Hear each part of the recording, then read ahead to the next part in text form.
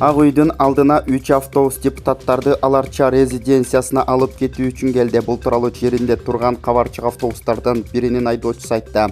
Алар депутаттарды саат 16:30 алып чыгып кетишет. Буга чейин президент Садыр Жапаров жогорку кеңештин депутаттары менен жолугушат турганын билдирген. Бишкектеги панорамадан аял киши секирип каза болду. Бул тууралуу Чүй облустук ички иштер башкы башкармалыгынын басма сөз кызматынан кабарлашты. Маалыматка ылайык 20-июль күнү саат 6:56 чамасында Аламүдүн райондук ички иштер бөлүмүнүн нөөмөт бөлүмүнө аял киши Гугжар айылындагы панорамадан секиргени тууралуу маалымат келип түшкөн. Аталган окуя Аламүдүн райондук ички иштер бөлүмүнө маалымат китепчесине жазылган. Тергөө ыкчам тобу окуяга барган учурда Орус улутундагы 38-40 жаштагы аялдын жансыз денеси табылган.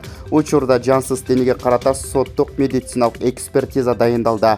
Азыркы учурда сотко чейинки өндүрүш иши башталып, тергөө ыкчам аракеттери жүргүзүлүүдө. Бүгүн 21-июлда жогорку кеңештин жыйынында конституциялык мыйзамдар, мамлекеттик төзүлүш, сот, укуктук маселелер жана жогорку кеңештин регламенти каралды.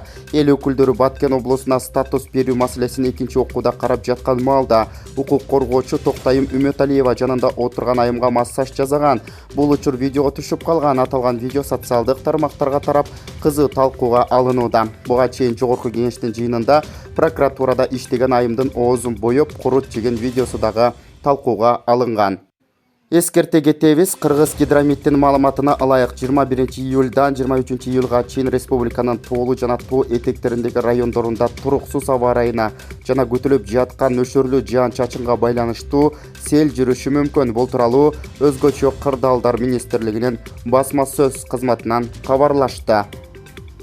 Президенттин тапшырмасы менен министрлер кабинетинин төрагасы Улукбек Марепов Баткен облусуна жумушчу сапары менен барды. Бул тууралуу министрлер кабинетинин басма сөз кызматынан кабарлашты. 2 күндүк сапар алкагында министрлер кабинетинин башчысы Жалал-Абад облусуна дагы барат. Сапардын жүрүшүндө Улукбек Марепов селдин кесепеттерин жоюуга байланыштуу иштердин жүрүшү жана бир катар инфраструктура объектилеринин абалы менен таанышып, табигат кырсыктарынан жабыркаган райондордун тургундары менен жолугушат.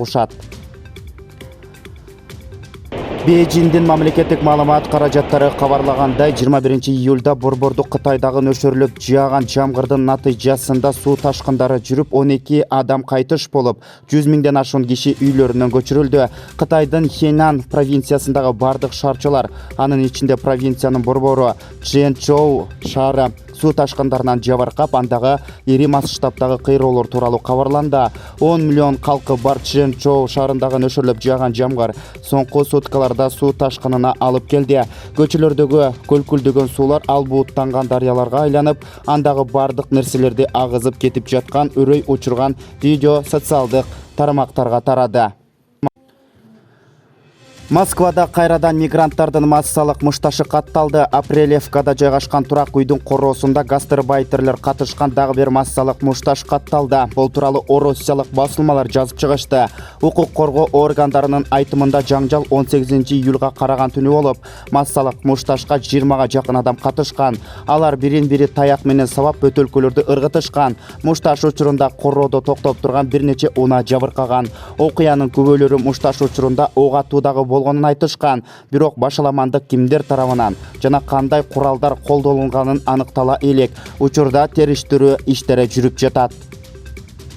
УКМК тарабынан энергетика тармагындагы коррупцияны жоюу боюнча жүргүзүлүп жаткан иш-чаралардын алкагында Нарын шаарында мыйзамсыз иш алып барган майнинг ферманын ишмердүүлүгүнө тыюу салынды. Бул тууралуу УКМКнын маалымат кызматы кабарлайт. Азыркы учурда Кыргыз Республикасынын улуттук коопсуздук мамлекеттик кызматы тарабынан мыйзамсыз иштерге катыштыгы бар адамдардын бардыгын аныктоо иштери улантылууда. Учурда тергөө иштери жүрүп жатат. Эми мамлекеттик кызматта иштегиси келген ар бир жаран өлкөнүн гимнин жатка билүүгө милдеттүү. Бул тууралуу Кыргыз тест мамлекеттик мекемесинен кабарлашты. Маалыматка ылайык талапкердин мамлекеттик тилди билүү деңгээлин баалоо үчүн тестирлөөнүн жаңы программасы киргизилген. Ошондой эле тест тапшыруучулардын ооз-2 жана жазуу жүзүндөгү жоопторун баалоо боюнча талаптар күчөтүүлөрү айтылган. 2021-жылдан баштап тест тапшыруучулардан мамлекеттик гимнди жана башка мамлекеттик символдорду билүү талап кылынат. Кыргызстанда мугалимдердин көбү эмделсе окуу жылы салттуу режимде башталат. Бул тууралуу 24 агенттигине билим берүү министринин орун басары Надира Жусупбекова билдирди. Анын айтымында мугалим жана техникалык кызматкерлердин басымдуу бөлүгү эмделиши керек. Бул жаатта саламаттыкты сактоо министрлиги менен биргеликте иш жүрүп жатат. Эгер буга карабай өлкөдө эпидемиологиялык абал оор болсо, анда окуу онлайн форматта уланат, деди Жусупбекова. Учурда министрлик билим берүүнүн эки формасына тең даярдыктарда көрүп жатканын айтат. Бишкектин Рухий Мурас конушунда жаңы мектеп курулат. Мэриядан билдиришкендей, жалпы билим берүү мекемеси 700 орунга ылайыкташкан. Долбоордун сметалык документтери толук бүткөн учурда мамлекеттик сатып алуулар порталында тендер өткөрүлүүдө. Бишкекте Кыргызстандын эгемендүүлүк күнүнө карата аскердик парад болуп өтөт. Коргоо министрлигинин маалыматына ылайык 31 августта Ала Тоо аянтына жеке курамдын 19 парадтык эсеби чыгат. Андан тышкары куралдуу күчтөрдүн аскердик техникасы жүрүштөн өтөт. Эске салсак, быйыл Кыргызстан эгемендүүлүгүнө 30 жыл толот. Акыркы саатка алынган кабарлардын топтому мына ушундай жаңылыктар менен коштолду. Биздин YouTube каналыбызга катталып, коңгурочону басып, жаңылыктарды биринчилерден болуп көрүп туруңуздар. Кийинки саатта угушканча аман болуңуздар.